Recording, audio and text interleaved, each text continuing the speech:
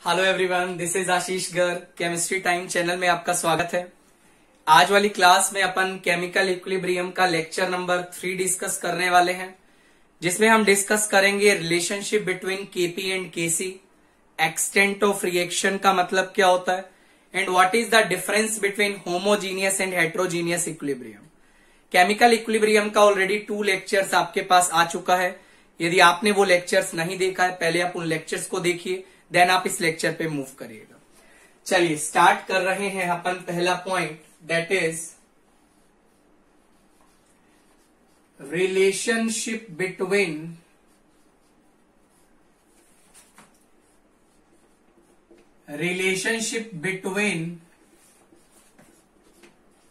KP and KC. KP और KC में बेटा क्या रिलेशन होता है वो अपन आज वाली क्लास में डिस्कस करने वाले हैं। समझिएगा ध्यान से। यदि मान लीजिए आपने बेटा एक जनरल इक्वेशन लिया, ए गैसियस फॉर्म में reacted with B B and it is producing C C plus D D. ये मान लो अपन ने कोई इक्वेशन लिया, राइट बेटा। आपसे बेटा पूछा गया इस रिएक्शन का आप केसी लिख के दिखाइए, तो आप केसी कैसे लिखिएगा? Concentration of C raise to the power C, concentration of D raise to the power D divide by concentration of A raise to the power A, concentration of B raise to the power B.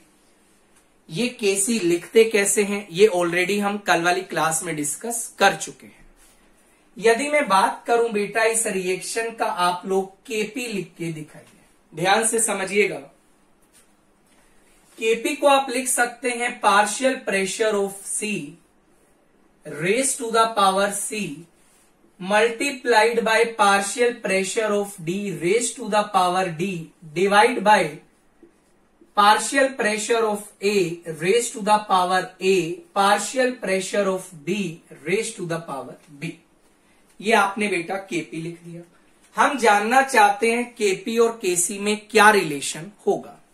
जैसे आप जानते हैं, मैं बेटा gases जितनी भी हैं उनको आइडियल गैस मान के चल रहा हूं, और आप जानते हैं आइडियल गैस इक्वेशन क्या होती है, PV is equal to nRT। इसमें कोई दिक्कत नहीं होना चाहिए। हम लिख सकते हैं प्रेशर का जो वैल्यू आएगा that is nRT divide by V। सारी टर्म्स का मतलब शायद आपको पता होना जरूरी है, राइट बेटा। R यहां पे क्या है बेटा? R यहां पे गैस कांस्टेंट है। T यहां पे क्या है बेटा? T यहां पे टेम्परेचर है। P यहां पे क्या है बेटा? P यहां पे प्रेशर है, राइट और नो। V यहां पे क्या है बेटा? V यहां पे वॉल्यूम है। N यहां पे क्या है बेटा? N is the number of moles of the gas. ये सारी टर्म्स का मतलब है, राइट बेटा।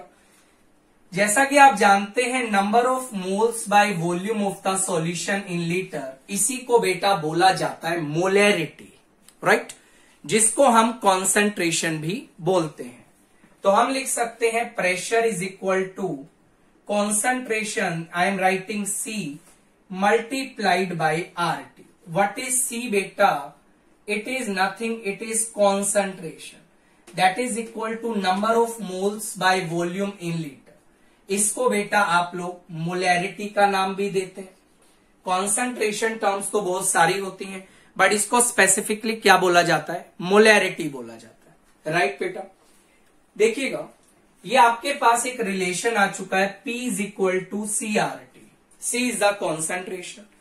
मान लो यदि मैं A गैस के लिए इसे अप्लाई करता हूं, तो बेटा A गैस का जो पार्शियल प्रेशर होगा that is concentration of A multiplied by RT। यदि मैं B के लिए अप्लाई करता हूं, it is concentration of B multiplied by RT। यदि मैं C के लिए अप्लाई करता हूं, concentration of C multiplied by RT। यदि मैं D के लिए अप्लाई करता हूं concentration of D multiplied by RT। इस तरीका से आप इंडिविजुअल गैसेस के पार्शियल प्रेशर को लिख सकते हैं। राइट बेटा, आगे देखिएगा, जैसे हमने प्रेशर को लिख लिया that is C multiplied by RT। Sir आगे आप क्या बताना चाहते हैं, मैं आपको समझाता हूं, सुनिएगा बेटा। मान लो ये आपका इक्वेशन 2 है, right. What is this C? It is concentration of C। What is this? It is concentration of D। What is this? It is concentration of A and this is nothing concentration of B। इसमें आई think आपको कोई doubt नहीं होना चाहिए। तो मैंने क्या लिखा, सेकंड इक्वेशन को मैं एक अलग तरीका से लिख रहा हूं, Kp इज इक्वल टू, समझिएगा मेरी बात को, that is concentration of C into RT raise to the power C। I think ये बात आपको समझ आ रही होगी, बिकॉज पार्शियल प्रेशर को अपन ने क्या लिखा, कॉन्सेंट्रेशन मल्टीप्लाइड बाय RT। अपन PD को क्या लिख सकते हैं, we can write concentration of D multiplied by RT raise to the power D divide by बेटा concentration of A RT raise to the power A। This is concentration of B RT raise to the power B। इस तरीका से लिखा जा सकता है। I can also write this equation as, समझिएगा, concentration of C raise to the power C, concentration of D raised to the power D divide by concentration of A raised to the power A concentration of B raised to the power B multiplied by, मेरी बात ध्यान से देखिएगा, we can write RT का power C plus D divide by RT का power A plus B। Obviously we can write, तो हम यहां से लिख सकते हैं Kp। बेटा ये जो पूरा टर्म होगा ये क्या बन जाएगा, it is nothing, it is Kc। I think आपको पता लग रहा होगा, दैट इज Kc RT का power C plus D minus A plus B। इस तरीका से आप Kp को लिख सकते हैं। और इस टर्म को मैं एक नाम दे रहा हूं, मेरी बात सुन लीजिए, Kp is equal to Kc RT का power delta NG। And what is delta NG बेटा, it is stoichiometric coefficient of gaseous product minus stoichiometric coefficient of gaseous reactant. तो बेटा ध्यान रखना, स्टोचोमेट्रिक कोफिशिएंट गैसियस प्रोडक्ट के लिए, ना liquids के लेने हैं ना सॉलिड्स के लेने हैं। इस तरीका से आपके पास एक रिलेशन तैयार हो गया, Kp जो होगा that is equal to Kc RT का power delta NG। I think आपको ये बात समझ आ रही होगी। व्हाट इज डेल्टा NG बेटा, डेल्टा NG इस पर्टिकुलर इक्वेशन के लिए क्या है, C plus D minus A minus B। I think ये बात आपको पता लग रही होगी। जैसे मान लीजिए बेटा, सुनिएगा, रिलेशन आया Kp is equal to Kc RT का पावर डेल्टा NG। मान लो डेल्टा NG का वैल्यू बेटा 0 है, तो आई कैन राइट इस केस में जो Kp होगा दैट इज Kc RT का पावर 0, किसी का power 0 that is equal to 1। तो आई कैन राइट Kp का वैल्यू जो होगा वो बेटा किसके इक्वल आएगा, Kc के इक्वल आएगा। मान लो बेटा डेल्टा NG का वैल्यू ग्रेटर देन 0 है, तो what I can write, Kp is equal to Kc RT का power delta NG। If delta NG is greater than 0 then I can make a comment, जो Kp का वैल्यू आएगा बेटा वो Kc से क्या आएगा, बड़ा आएगा। R का वैल्यू आपको यहां पे क्या लेना है, समझ लीजिए, 0.08214 litre ATM mole inverse kelvin inverse, ये R का वैल्यू लेना है। टेम्परेचर बेटा आपको किस स्केल में लेना है? केल्विन स्केल में लेना है हमेशा, और आपको ये फॉर्मूला अप्लाई करना। यदि बेटा डेल्टा एन जी का वैल्यू लेस देन 0 है, then I can write Kp is equal to Kc RT का power delta N G, I can write Kp will be less than Kc। तो ये छोटा मोटा रिजल्ट आपके सामने आ गया। Kp का वैल्यू Kc के इक्वल कब होगा बेटा? जब आपके पास डेल्टा एन जी का वैल्यू क्या होगा? 0 होगा। आई थिंक ये बात आपको समझ आ रही होगी। जैसे मान लीजिए मुझसे एक छोटा सा सवाल पूछा गया, ध्यान से समझिएगा। आपको इक्वेशन दिया है N2 gas 3H2 gas, it is giving 2 ammonia. आपसे बोला गया Kp Kc में रिलेशन बताइए। सबसे पहले डेल्टा Ng का वैल्यू फाइंड आउट करते हैं। डेल्टा Ng कैसे फाइंड आउट करें? Stoichiometric coefficient of gaseous product, ये प्रोडक्ट दिखाई दे रहा है बेटा, इसका स्टोचोमेट्रिक कोफिशिएंट क्या है? 2 minus stoichiometric coefficient of gaseous reactant, ये भी रिएक्टेंट है बेटा, ये भी रिएक्टेंट है। इनके स्टोचोमेट्रिक कोफिशिएंट क्या है? 3 + 1 4, दैट इज 2 - 4। तो डेल्टा Ng का वैल्यू बेटा आ जाएगा -2। अब आपसे पूछा गया था Kp Kc में रिलेशन आप जानते हैं, Kp is equal to Kc RT का power -2, I can write Kc जो होगा दैट इज Kp RT का power 2।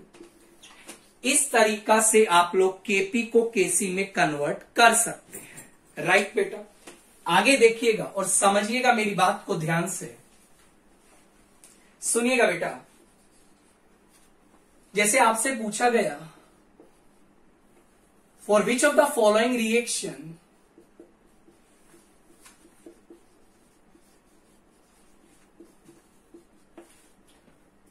Kp is equal to Kc। बेटा आपको कुछ रिएक्शंस दी जाएंगी और आपको बताना है Kp का वैल्यू Kc के इक्वल कब होगा। एक बात तो कंफर्म है, Kp का वैल्यू Kc के इक्वल कब होगा? जब डेल्टा Ng का वैल्यू 0 होगा। डायरेक्टली इनडायरेक्टली आपको कमेंट करना है डेल्टा Ng का वैल्यू 0 कहां पे होगा। मैं आपको कुछ ऑप्शंस प्रोवाइड कर रहा हूं। A gas plus 2B gas, it is giving 2C solid. A gas plus B gas, it is giving 2C gas. A gas plus B gas, it is giving C gas। या last option आपके पास है बेटा none of this, right बेटा। आपसे पूछा गया किस reaction के लिए Kp का वैल्यू Kc से कम है, Kp का वैल्यू Kc के इक्वल है। बच्चा क्या करता है, जो कि गलती शायद आपने भी किया होगा, आपने जो इसका करेक्ट आंसर मार्क किया होगा that is option B, but B option is not correct. आपने डेफिनेटली, मैं मैक्सिमम श्योरिटी से बोल सकता हूं, आपने इसका आंसर बी मार्क किया होगा। बट बेटा एक बात ध्यान से सुन लीजिए, B is not a correct answer. What's the reason?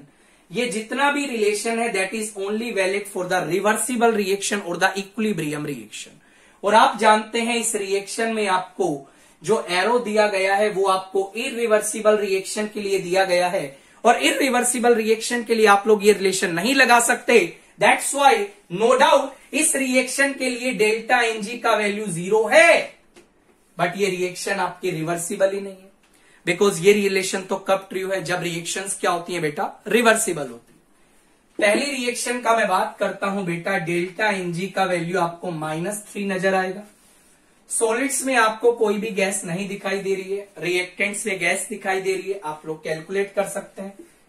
यहां डेल्टा Ng का वैल्यू बेटा -1 आएगा। आपको Kp Kc के इक्वल बताना था, तो correct answer will be none of this. This is a very important question जहां पे बच्चा गलती करता है, बच्चा भावनाओं में डूब जाता है और आंसर गलत करके आ जाता है। आपको ऐसी गलती नहीं करनी है।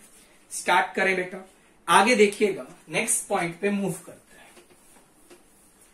तो आई थिंक आप इस टाइप के क्वेश्चंस तो कर ही लेंगे कि Kp को Kc में कैसे कन्वर्ट करें, केपी को केसी में कैसे कन्वर्ट करें, रिलेशन आपके सामने आ चुका है, KP is equal to KC RT का पावर डेल्टा एन जी। चलिए स्टार्ट करते हैं बेटा। उसके बाद एक टर्म आती है यूनिट्स ऑफ केपी एंड केसी, इसको भी स्टडी कर लेते हैं। केपी और केसी का बेटा यूनिट्स कैसे बताएंगे, समझिएगा ध्यान से। मान लो इक्वेशन दिया है N2 gas plus 3H2 gas, it is giving 2 ammonia gas. मैंने लिखा केसी अमोनिया का concentration raise to the power 2 divide by N2 का कंसंट्रेशन H2 का concentration raise to the power 3। Basically concentration की यदि मैं बात करूं बेटा, कॉन्सेंट्रेशन यहां जो बात किया जा रहा है मोलैरिटी, और मोलैरिटी का बेटा यूनिट आपके पास होता है मोल पर लीटर। ये बात तो आई थिंक आपको पता होगा। ऊपर आपको बेटा दिखाई दे रहा है कॉन्सेंट्रेशन का स्क्वायर, यूनिट्स की टर्म में बात कर रहा हूं, डिवाइड में आपको दिख रहा है कॉन्सेंट्रेशन का पावर 4। 3 यहां से आ रहा है, 1 यहां से, तो रिजल्ट क्या बन जाएगा, कॉन्सेंट्रेशन की पावर -2, राइट और not. And what is concentration, उसका यूनिट लिखा है मोल पर लीटर का पावर -2। इट विल बिकम मोल का पावर -2 लीटर का पावर 2। इस तरीका से बेटा आप लोग केसी की यूनिट को लिख सकते हैं।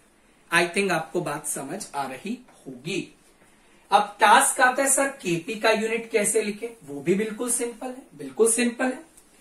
मान लो बेटा मैं केपी का बात करूं तो केपी आप लिखोगे कैसे, partial pressure of ammonia raise to the power 2 divide by partial pressure of N2 into partial pressure of H2 raise to the power 3। ये बात तो समझ आ रही। मान लो बेटा मैं जो पार्शियल प्रेशर है, मेरी बात सुनिएगा, मान लो आप लोग पार्शियल प्रेशर को बेटा एटीएम में ले रहे हो, किस में ले रहे हो, एटीएम में, तो ऊपर क्या यूनिट बन जाएगी बेटा, एटीएम का पावर 2 डिवाइड बाय एटीएम का पावर 4, तो इट विल बिकम बेटा एटीएम का पावर -2। तो फॉर दिस पर्टिकुलर रिएक्शन जो आपके पास केपी का यूनिट आएगा दैट इज एटीएम का पावर -2। इस तरीका से बेटा आप लोग केपी और केसी की यूनिट के ऊपर कमेंट कर सकते हैं, right sir.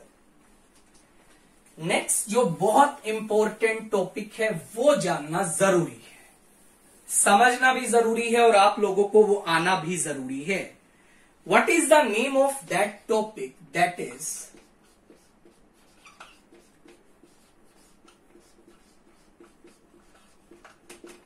Extent of reaction.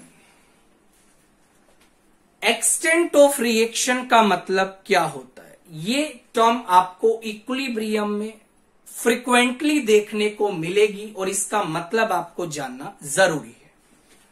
बेटा एक्सटेंट ऑफ रिएक्शन को पहले तो हम रिप्रेजेंट करते हैं एक्स के साथ। किससे रिप्रेजेंट करते हैं, एक्स के साथ। और इसको डिफाइन कैसे किया जाता है, that is number of moles reacted or formed divide by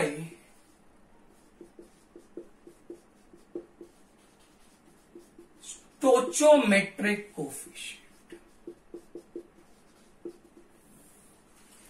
reactant का कितना मोल्स रिएक्ट किया या प्रोडक्ट का कितना मोल्स बना डिवाइड बाय देयर स्टोइचोमेट्रिक कोफिशिएंट को ही बेटा बोला जाता है एक्सटेंट ऑफ रिएक्शन। मैं आपको एक एग्जांपल की हेल्प से समझाता हूं। जैसे मान लो बेटा एक इक्वेशन दी है 2A गैस से मिला बेटा मान लो 4B गैस। समझिएगा, बिल्कुल ध्यान से समझिएगा। मान लो बेटा time t is equal to 0 पे मान लो इसका A0 मोल प्रोवाइड किया गया। कितना मोल प्रोवाइड किया गया, A0 मोल। और यदि हमने A से ही रिएक्शन को स्टार्ट किया है तो ऑब्वियसली बेटा 0 टाइम पे बी के मोल्स कितने होंगे? 0 होंगे, राइट और नॉट। मैं आ गया time t is equal to T equilibrium. मान लो बेटा ये हो गया a0 माइनस y, राइट। मतलब y मोल्स a का खत्म हुआ, तो मुझे ये बताएं b का मोल्स कितना बनेगा? बिल्कुल सिंपल है, ऐसा सोचिए। यदि a का बेटा 2 मोल होता तो b का मोल कितना बनता? 4 मोल बनता। समझिएगा, 2 मोल्स ऑफ a क्या प्रोड्यूस कर रहा है बेटा? 4 मोल्स ऑफ b। या मैं बोलूं a का जब 2 मोल रिएक्ट करेगा तो b का कितना मोल बनेगा? 4 मोल बनेगा। अब मुझे ये बताइए एक्चुअल में a का मोल कितना खत्म हुआ? y मोल। समझते हैं बेटा, 2 मोल जब रिएक्ट कर रहा था तो 4 मोल बन रहा था। तो बेटा जब y मोल a का रिएक्ट करेगा तो b का कितना मोल बनेगा? 4 divide by 2 multiplied by y moles of b। I think आपको ये बात समझ आ रही होगी। That is nothing, it is equal to 2y। तो यदि इसका बेटा y रिएक्ट किया तो इसका कितना बनेगा बेटा? 2y। ये बात समझने में कोई दिक्कत, आई थिंक कोई डाउट नहीं होना चाहिए। मान लो बेटा मैं एक्सटेंट ऑफ रिएक्शन लिख रहा हूं इन टर्म्स ऑफ ए की टर्म्स में मैं एक्सटेंट ऑफ रिएक्शन लिख रहा हूं। मेरी बात सुनिएगा, डिफाइन कैसे किया गया? Number of moles reacted. Reactant की टर्म में बात कर रहे हैं तो वो रिएक्ट ही करेगा। कितना मोल बेटा खत्म हुआ या रिएक्ट किया? आंसर आएगा y मोल, तो आंसर आ जाएगा y divide by it's stoichiometric coefficient. What is the stoichiometric coefficient of a? That is divide by 2। तो बेटा एक्सटेंट ऑफ रिएक्शन x का वैल्यू आ जाएगा दैट इज y बाय 2। यदि मैं x को लिखना चाहता हूं, मेरी बात सुनिएगा, मैं साइड वाले पोर्शन को थोड़ा रब कर रहा हूं, मेरी बात ध्यान से सुनिएगा बेटा। यदि मैं एक्सटेंट ऑफ रिएक्शन को लिखना चाह रहा हूं इन टर्म्स ऑफ b, क्या रिजल्ट आएगा? जल्दी बोलो, what is the result? b product है, कितना बना? 2y मोल बना। तो ये आपने लिख दिया 2y divide by it's stoichiometric coefficient that is 4। Answer आएगा y बाई 2। अरे ये क्या हुआ सर? आपने x की टर्म में भी y बाई 2 लिख दिया, मतलब a की टर्म्स में y बाई 2 लिख दिया, b की टर्म्स में y बाई 2 लिख दिया। बेटा एक्सटेंट ऑफ रिएक्शन या आप रिएक्टेंट की टर्म में लिखो या प्रोडक्ट की टर्म में लिखो, इसका वैल्यू हमेशा क्या आता है बेटा? y बाई 2 आता है, राइट सर। समझिएगा ध्यान से, x और y का वैल्यू आ चुका है। और आई कैन ऑल्सो राइट y का वैल्यू यहां से आप क्या लिख सकते हैं? 2x लिख सकते हैं, राइट और नॉट? तो I can right this equation. समझिएगा ध्यान से बेटा, 2a गैस था, it is producing 4b gas. बिल्कुल ध्यान से समझिएगा, इक्विलिब्रियम टाइम था, a0 माइनस y, इसको लिख सकते हो a0 माइनस 2x। देखो y का वैल्यू क्या है? 2x है ना। What about this? इसको क्या लिखेगा बेटा? 2y, 2 मल्टीप्लाइड बाय 2y लिखना है। y का वैल्यू क्या है बेटा? y का वैल्यू तो अभी निकाला था, 2x के बराबर आया था। यस और नो में जवाब दे, यस और नो में जवाब दे। रुक जाइए 2y दैट इज y का वैल्यू 2x आया था। अरे y का वैल्यू 2x आया था ना, तो ये क्या बन जाएगा यार? दिस इज नथिंग, 4x आ जाएगा। सर यहां से क्या बता रहे हो? मैं बताता हूं बेटा, कभी भी आपको इक्विलिब्रियम में रिएक्शंस या क्वेश्चन से डील करना पड़े तो आप एक्सटेंट ऑफ रिएक्शन की टर्म में रिएक्शन को आगे बढ़ाइएगा। किसकी टर्म में? एक्सटेंट ऑफ रिएक्शन की टर्म में। लिखना बहुत आसान है। इनिशियल मोल जो आपको प्रोवाइड करेगा, मान लो a0 है, माइनस रिएक्टेंट रिएक्ट करेगा, stoichiometric coefficient multiplied by extent of reaction. और इधर क्या बना? Stoichiometric coefficient multiplied by extent of reaction. किसी भी रिएक्शन को आप इस तरीका से लिख सकते हैं। जैसे मैं आपको एक दो एग्जांपल बताता हूं, शायद आप थोड़ा ज्यादा कंफर्टेबल जोन में जाएंगे। एक्सटेंट ऑफ रिएक्शन को डिफाइन कैसे करते हैं, आई थिंक आपको ये बात समझ आ गई होगी। सुनिएगा बेटा ध्यान से। मेरी बात को ध्यान से सुन लीजिए बेटा। देखो मान लो एक इक्वेशन दिया है, A gas plus B B gas it is producing C C gas plus D D gas. Time t is equal to 0 पे बेटा इसका मोल आपको ए नोट दिया है, ये आपको बी नोट दिया है, ये आपका 0 0। Time t is equal to T equilibrium. Obviously बेटा ए कुछ रिएक्ट करेगा, बी भी कुछ रिएक्ट करेगा, और यदि ये दोनों कुछ कुछ रिएक्ट करेंगे तो इनके मोल्स कुछ कम होंगे। राइट और नोट क्या होगा? A note minus b nought minus stoichiometric coefficient a multiplied by extent of reaction a note minus a x, b nought minus stoichiometric coefficient b multiplied by extent of reaction. ये कितना बनेगा? Stoichiometric coefficient multiplied by x. ये कितना बनेगा? Stoichiometric coefficient multiplied by x. इस तरीका से बेटा आप लोग क्या कर सकते हैं, किसी भी रिएक्शन को एक्सटेंट ऑफ रिएक्शन के टर्म्स में डील कर सकते हैं। जैसे मान लो आपको बोला गया N2 गैस, या आपको बोला गया बेटा HI जो है वो डिसोसिएट करके H2 gas plus I2 gas बना रहा है। बहुत बढ़िया। 0 टाइम पे मान लो इसका ए नोट मोल है, ये आपका 0 0 है। राइट बेटा।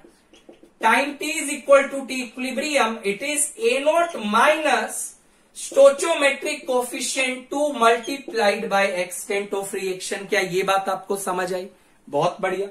यहां पे क्या लिखेगा? स्टोचोमेट्रिक कोफिशिएंट 1 है multiplied by x, stoichiometric coefficient 1 है मल्टीप्लाइड बाय एक्स। इस तरीका से हम जो भी न्यूमेरिकल डिस्कस करेंगे केमिकल इक्विलिब्रियम में, हम लोग क्या करने वाले हैं बेटा? एक्सटेंट ऑफ रिएक्शन की टर्म्स में रिएक्शन को लिखने वाले हैं। Right sir. तो this is the concept of extent of reaction. उसको किस तरीका से अपन को डील करना है वो मैं आपको बता चुका हूं। आगे देखिएगा बच्चा ध्यान से, और मेरी बात को बिल्कुल ध्यान से सुनिएगा, बिल्कुल ध्यान से मेरी बात को सुनिएगा। सोचो, देखो एक टर्म आती है होमोजीनियस इक्विलिब्रियम। कैसे डिफाइन करते हैं? When all the reactants and products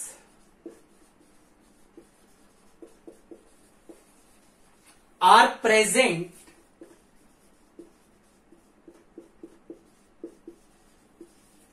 in the same phase। यहां पे फेज का मतलब क्या है? या तो सभी रिएक्टेंट प्रोडक्ट गैसियस फॉर्म में हो, लिक्विड फॉर्म में हो, या सॉलिड फॉर्म में हो। सॉलिड फॉर्म में होने का पॉसिबिलिटी बहुत कम है, बिकॉज सॉलिड्स का सरफेस एरिया कम होता है, दैट्स व्हाई वहां पे रिएक्शन का प्रोबेबिलिटी कम होता है। सेम फेज, देन उसको आप क्या बोलेंगे? होमोजीनियस इक्विलिब्रियम बोलेंगे। जैसे मान लो बेटा N2 gas plus 3H2 gas react करके दे रहा है 2 अमोनिया। आप यदि रिएक्टेंट और प्रोडक्ट को ध्यान में देखो, रिएक्टेंट भी गैसियस फेज में है, प्रोडक्ट भी गैसियस फेज में है, तो this is an example of homogeneous equilibrium. Right sir. मान लो आपको बोला कैल्शियम कार्बोनेट सॉलिड डिसोसिएट किया calcium oxide solid plus CO2 gas. Reactant solid phase में है, बट प्रोडक्ट की बात करूं तो आपको गैसियस फेज भी दिखाई दे रहा है।